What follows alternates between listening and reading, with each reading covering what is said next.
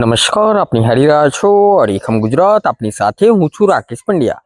National legal services authority નવી દિલ્હીના આદેશ અનુસાર અને મહીસાગર જિલ્લા મુખ્ય ન્યાયાધીશ એમ.એન. ગડકરીના માર્ગદર્શન હેઠળ આજે સમગ્ર જિલ્લામાં નેશનલ લોક અદાલતનું આયોજન કરવામાં આવ્યું છે.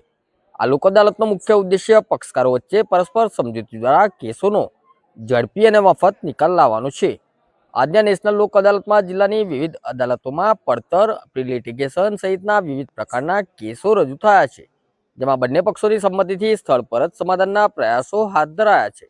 જિલ્લા કાનૂની સેવા સત્તામંડળના સચિવ એચ.આર. પરમારના જણાવ્યા અનુસાર લોક અદાલત એ સમાજ માટે તકરાર નિવારણનો સુવર્ણ માર્ગ છે. લોક અદાલતમાં કેસોનો ચુકાદો આખરી હોય છે અને તેની સામે અપીલ થઈ શકતી નથી. અહીં પક્ષકારોના સમય અને નાણાંની બચત થાય છે અને મનદુખ દૂર થતા બંને પક્ષે જીતનો અહેસાસ થાય છે. નમસ્કાર. નમસ્કાર મિત્રો, હું એચ.આર. પરમાર, સેક્રેટરી જિલ્લા કાનૂની સેવા સત્તામંડળ, આપ સૌનું હાર્દિક સ્વાગત કરું છું. મિત્રો, આજરોજ દેશની પ્રથમ લોક અદાલતનું આયોજન થવા જઈ રહ્યું છે. આજની લોક અદાલતમાં ચેક રિટર્નને લગતા કેસો, મોટર અકસ્માતને લગતા કેસો, લગ્ન સંબંધી કેસો, સમાધાન પાત્ર હોય તેવા કેસો, વીજળી તથા પાણીના લગતા કેસો, પાણીના બિલને લગતા કેસો, જમીન સંપાદન અંગેના કેસો હાથ ધરવામાં આવે છે. આ મહીસાગર જિલ્લામાં તમામ મળીને કુલ 7,848 જેટલા કેસો પેન્ડિંગ છે, જેમાંથી આજરોજની લોક અદાલતમાં લગભગ 1400 જેટલા કેસોનો નિવડો આવે તેવી આશા રાખું છું.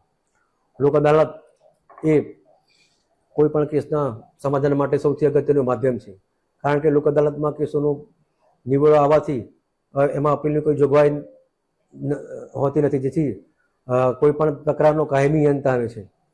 લોક અદાલતમાં કેસનો નિવડો આવવાથી કે સમાધાન થવાથી બંને ઘરે દીવા થાય છે, તેમજ પક્ષકારો વચ્ચેની કાયમી વેરઝેરનો પણ અંત આવે છે. આમ અને લોક અદાલતમાં કેસ પૂરો થવાથી કોઈ પણ ખર્ચો પણ થતો નથી.